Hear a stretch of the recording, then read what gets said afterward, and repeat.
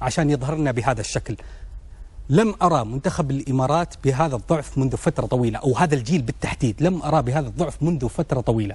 ضعف تكتيكي، لا هوية، لا شخصية، لا نقلات، لم نهاجم، لم ندافع، ما في أي شيء نستحق عليه حتى نقطة من هذه المباراة. إذا خرجنا بنقطة كنت بقول اللهم لك الحمد أن احنا خرجنا بنقطة. الخسارة وأقول اللهم لك الحمد خرجنا بخسارة فقط بهدفين مقابل هدف واحد.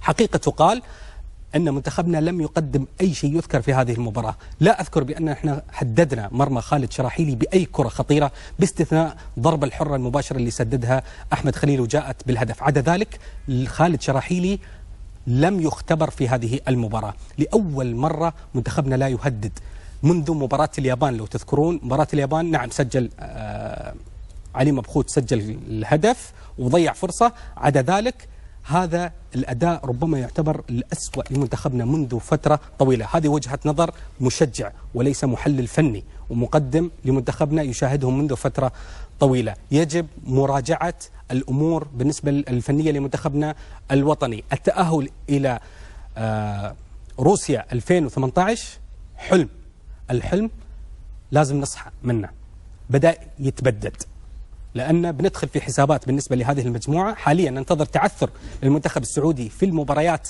القادمة بشرط أن احنا نفوز بجميع مبارياتنا بالإضافة إلى مباراة المنتخب السعودي. ننتظر تعثر المنتخب السعودي. إذا لم يتعثر ننتظر تعثر المنتخبات الأخرى اللي في المجموعات الثانية. سنواصل الحديث، لكن قبل ذلك أتحول إلى الجوهرة المشعة مرة